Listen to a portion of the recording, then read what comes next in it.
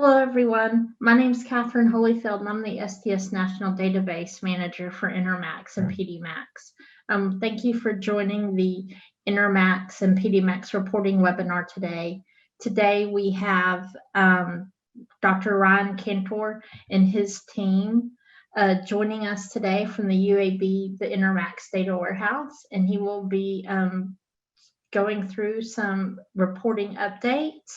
And then if we have time at the end, we will also take questions from the site. So just a reminder, please use the Q&A feature to ask questions for the site, for your site questions. So we'll go ahead and get started. Or maybe we will. So the team we have joining us today, we have Jeannie Ann Love, who is the Patient Management Director and the Data Quality Advisor, and she also handles the patient transfers. We have Patricia Potter, who is the Data Warehouse, the Nurse Quality Manager. We have Dr. Cantor, who's the Director of Reporting and Lead Statistician at the UAB Data Warehouse. Maceo Cleget is our clinical data analyst at the Data Warehouse, but he is actually out of the office, so he will not be joining us today. We have John Pennington, who's the Intermacs Data Warehouse Senior Data Manager. We have Devin Cole, but don't think Devin's joining us today. And we, from STS, we have Leanne Jones, who's the STS National Data Manager for Congenital and General Thoracic Surgery databases, and Carol Crone, who's the Senior Clinical Manager for the STS National Database. Just to note, I am here. Oh, great. Thanks, Devin. You're welcome. That's okay. Great. So for our outline of today's webinar, we are going to review some of the reporting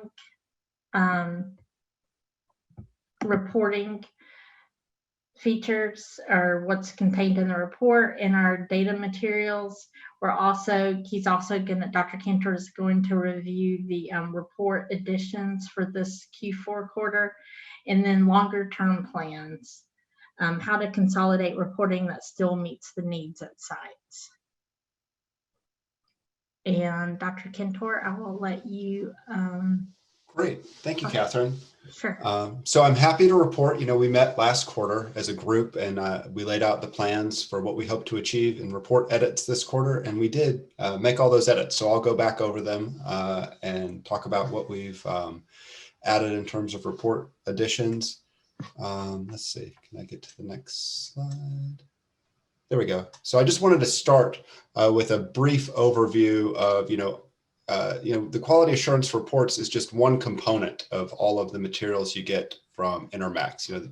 We also have the data quality reports, live data downloads, site research data sets, the customized cohort reporting. We're actively prototyping our outcome analytics tool, and the patient management summaries are available as well. So like I said, we're focusing on the quality assurance reports, but you guys know that we have a lot of information that is provided. So Dr. Cantor, I'm sorry to interrupt, but while you're on the reports function, I did want to mention to any of the sites that are logging on today. As you know, the QA reports went out last week, and if there are some sites that are having your reports withheld, Maceo Cleget is the one that uploads those reports, and he is actually out of the office. But in the meantime, we are working on getting those reports uploaded to the site so that can have the reports released. And if not, it may be Monday before your reports are released, and I apologize for that. I'm sorry to interrupt, Dr. Cantor. No, thank you for that update. Yes, anything that we can't resolve by Monday, we'll be sure, Maceo will be back, and we'll be sure to get out first thing Monday, unless I can take care of it before then. Okay, so one of the biggest changes that you'll notice in the reports this go round is that we added a version of the cumulative report for all patients and a version of the recent report for all patients.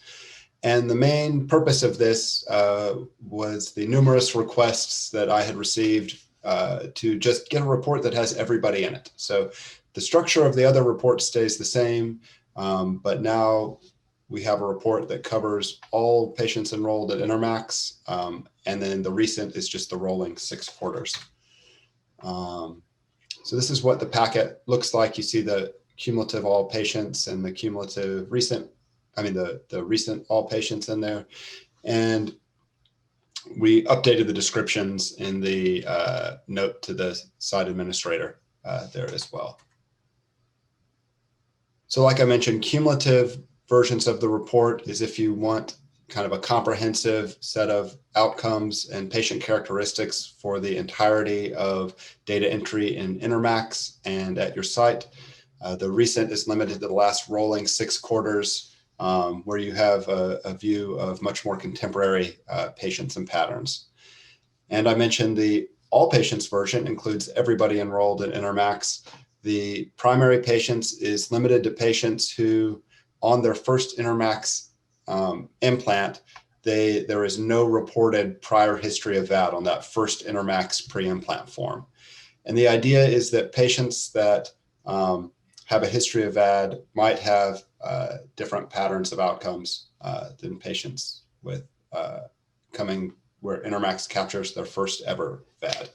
So depending on what you're trying to do, you might pull information from any one of these reports.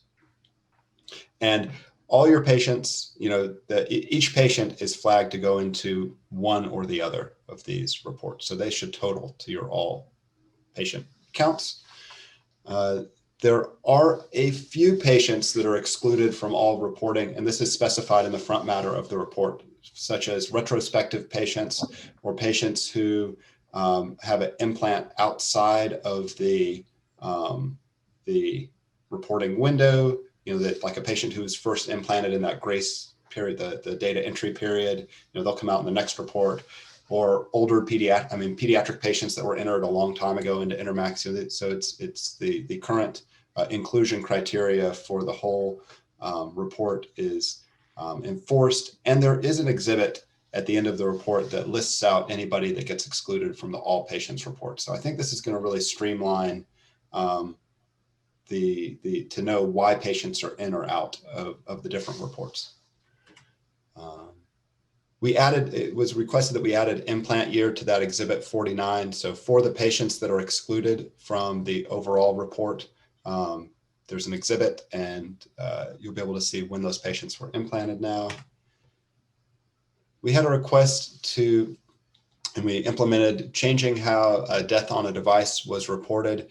There are some patients who have a cessation of support that's a withdrawal of support. So now if a patient dies within 1 day of having a cessation of support, for the reporting purposes and the Kaplan-Meier survival curves and competing outcomes, those events are all counted as deaths. So that has been implemented as well. Let's see, next slide here.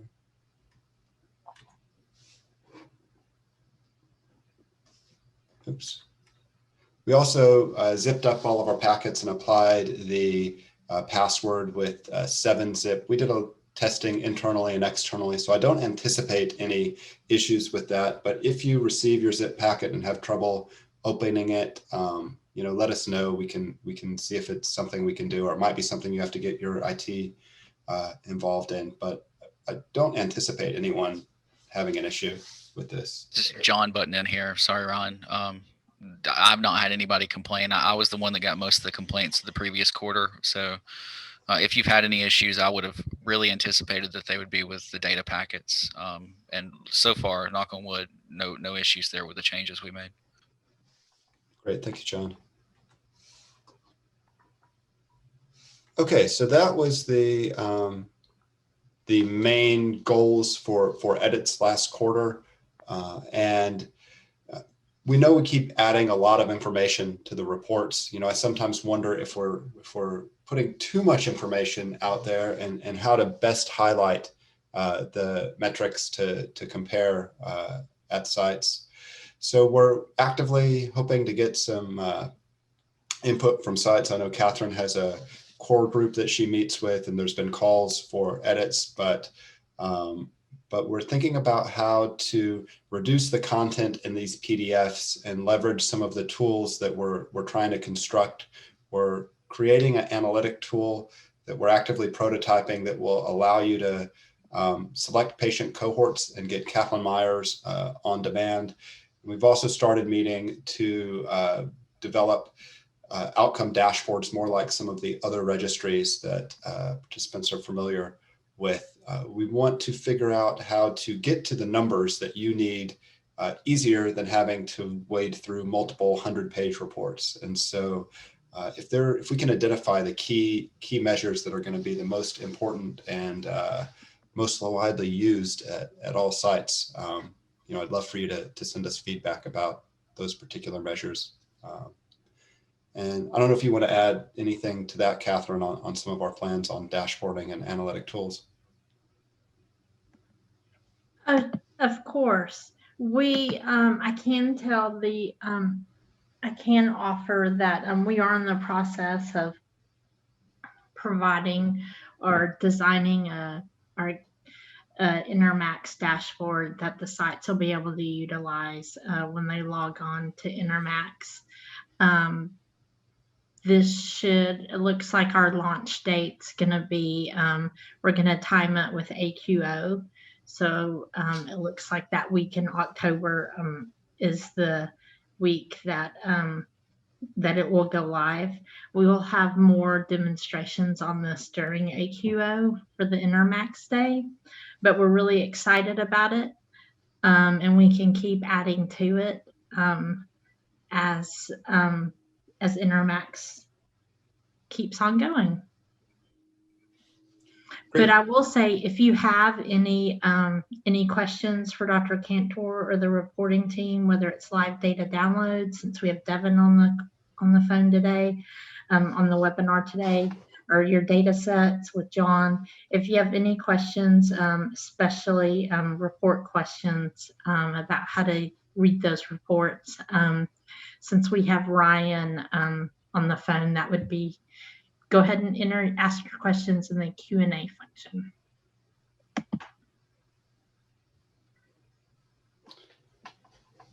Okay, I see this first question on why are the groups active. There should be a column in there that have just over each report each year. So part of that is just how do we structure it. We have to have some level of groups so we can get everything on a page. I'm open to other ideas there. That is somewhat arbitrary, those groupings. So we could review that and take a look at it, but I don't think we could have it just each year and still have a cohesive report that's not going to start causing all of those tables to wrap. So Okay, I'll go ahead and read the very first question so Sure. the sites can hear that. Oh, I'm sorry. Yeah. That's okay. It's asking, we were asked for the cumulative reports. Now, these are the cumulative reports. Why are cohorts grouped by implant year, like less than 2013, 2013, 2015, 3 years, and then 2016? In current 5 years? Would it be possible to just report each year over the cumulative history of the program instead of, or in addition to, these seemingly arbitrary groups of years? And that's what Dr. Cantor is referring to. They are a little bit arbitrary, but we can definitely, Dr. Cantor, that's something we can definitely discuss. And if you can program it differently, then we can definitely discuss that. Sure. Yeah. It'd be more helpful. We can take a look. The next question is, when will the quarterly Q4 report be available? I'll take that one. The Q4 report was actually uploaded, was it April 1st, I believe, to the web-based data entry system. If you do not have access to your report, then just send me an email after the webinar and we can talk about it. The next question, if the report information is decreased, would less information also be asked in the forms? No, I don't think, Ryan, well, I don't think if we decrease the information in the report, that's going to have a direct effect based on the database and what we ask. No, I mean like that, what's asked in the database is driven by the, the task force review and the future needs of the registry and that, those leadership decisions on that end. That's separate than what we decide to put in the reports themselves. We did actually have one question come in on the form prior to the webinar, and it is asking, actually, this is a good one to read and I can answer it. How do we notify Intermacs if data is verified? Provide explanation if there are changes or if we have comments. So this is a really good question. I'll take the first part of this. I'll answer it in stages.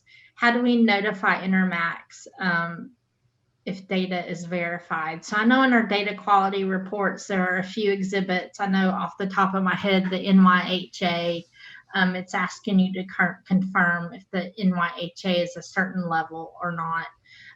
There is actually a data verification form that you will find on the Intermacs and ST. And I will actually try to get that posted on the last slide so you can see it. It's a brand new form, but it is a data verification form specifically for the data quality reports and for these exhibits. So you can complete that form and submit it, and it'll go directly to the Intermacs reporting team so they can make changes to the next DQ reports, and you won't have to verify that data, that exhibit data again. The second part is provide explanation if there are changes. If you have any changes, I would suggest just Intermac, if you need to actually, if you go in there and just edit your data, you really do not have to provide any explanations of changes to your data. You can go log into the database and go to that patient and make any edits to that data. Just remember to save the form and submit it after you've made those changes. If you have comments, we're happy to take your comments. You can just send the reports team an email, and I'm going to have that reporting email.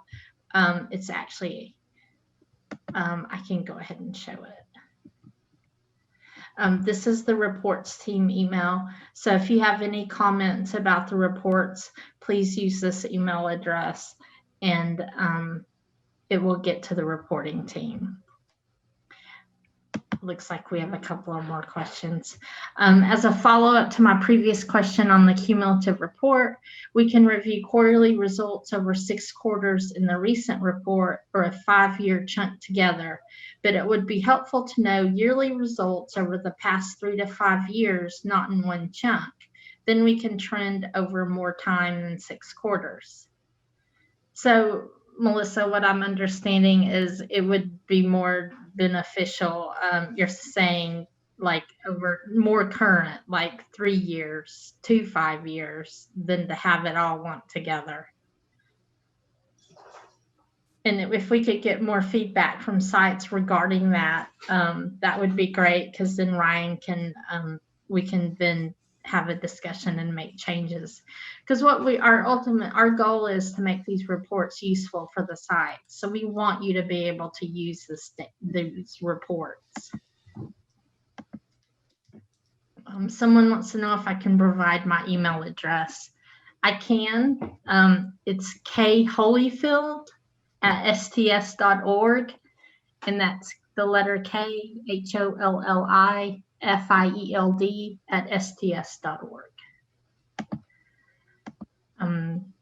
Our next question is the customized cohort report tool available to all sites? It shows as not available for our site. So that tool should be live to site administrators, I thought.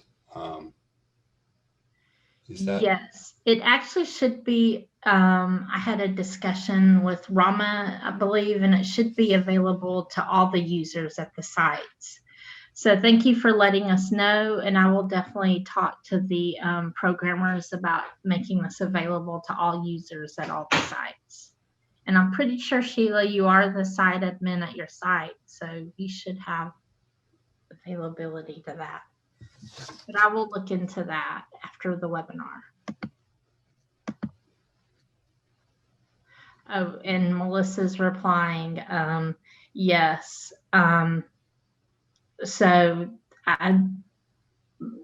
her suggestion is it would be more useful, Dr. Cantor, in having that like in 3 to 5 years instead of one chunk. And so we'll just see if we can get some more feedback on that.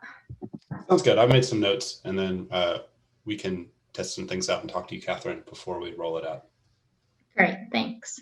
And then this is for you, Dr. Cantor, and your team. Thank you for all of the new options on the reports page. I appreciate it. Thanks.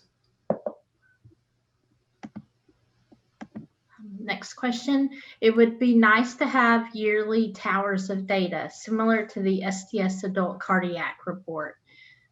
2021, 2020, 19, 18, etc. calendar year data.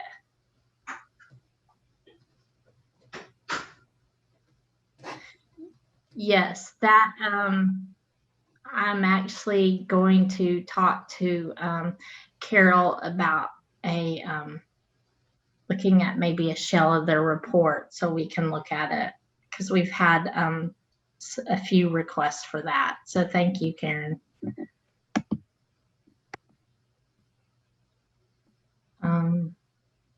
Let's see. Is there a process established for backup site administrators to receive the zip files as well?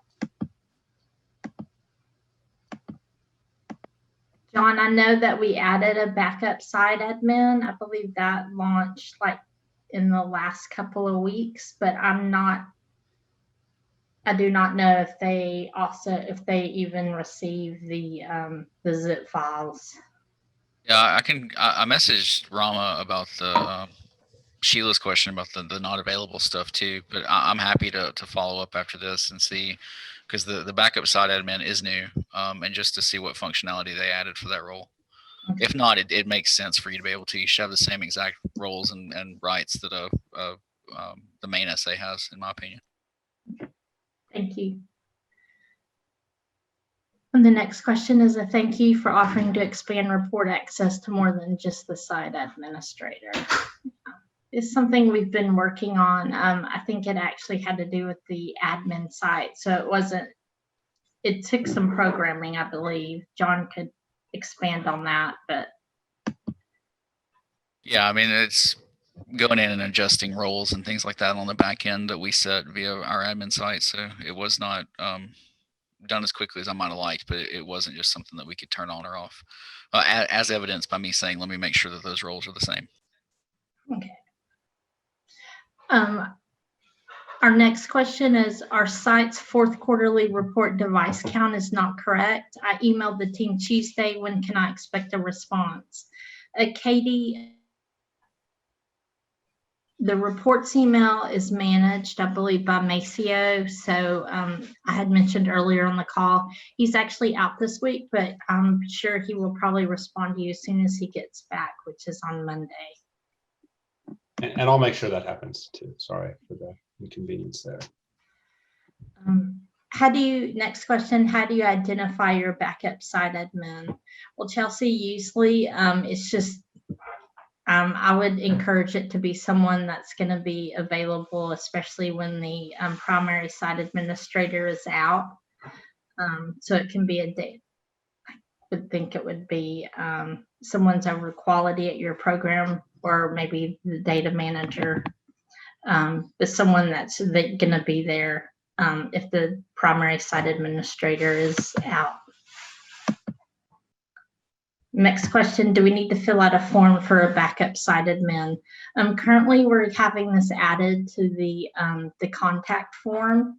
So that should be available at the end of the week for the Intermacs and Pedimacs, for the Intermac sites. If you send me an email, Melissa, I can forward it to UAB to have the backup siteman added before then. And then the next question, can there be more than one backup? STS adult allows multiple backups. Actually, it took us a while to get a secondary backup. So, and due to PHI in the reports, I don't believe our information security officer for Intermacs or Pedimacs will go for more than one site backup for site admin backup.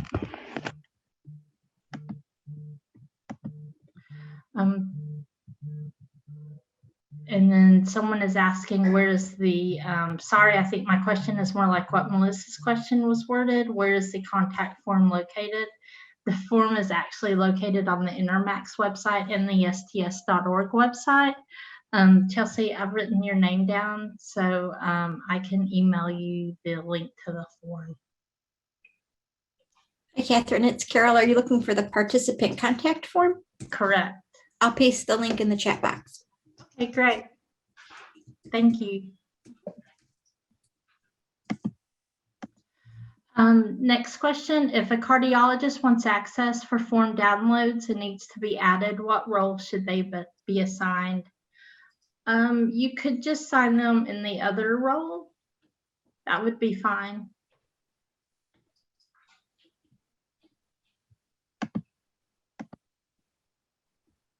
And thanks for posting that, Carol. No problem.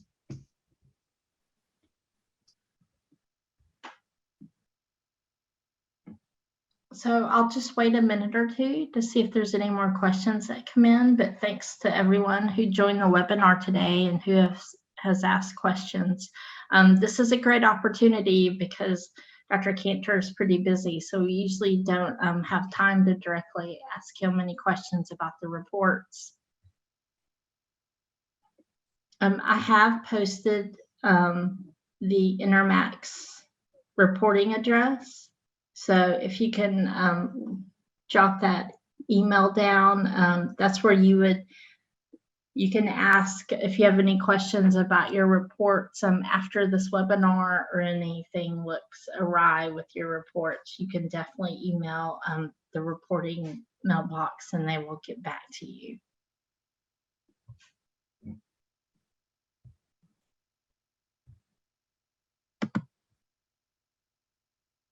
It doesn't look like we have any more questions. So I want to thank everyone for joining the webinar today.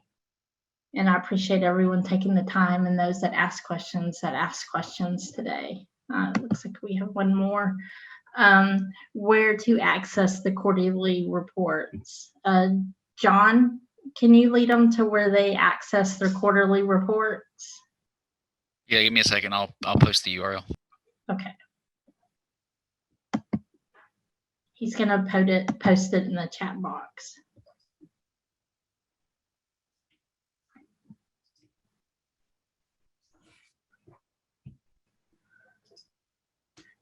But again, I want to thank everyone for joining the reporting webinar today. And you can please utilize this the reports email address so you can send the reporting team any questions or you may have. Then one question about the email address. Is this the email address where we would address explanations or comments regarding Exhibit 5 through 8 in the QA report? Yes, you can address the questions there. Any explanations, you can utilize that email address. I've dropped that URL for the reports in the chat. Thank you. So as a reminder, this webinar will be posted and the slides will be posted probably towards the end of the week or early next week.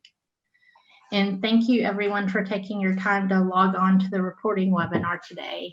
And the next webinar, we have a user group, Intermacs, the user group webinar will be April 28th at 1 p.m. Central Time. And our next Intermacs Pedimacs reporting webinar will be July 15th at 2 p.m. Central Time. So thank you for everyone that joined today. And y'all have a great rest of your day. Thank you, Catherine.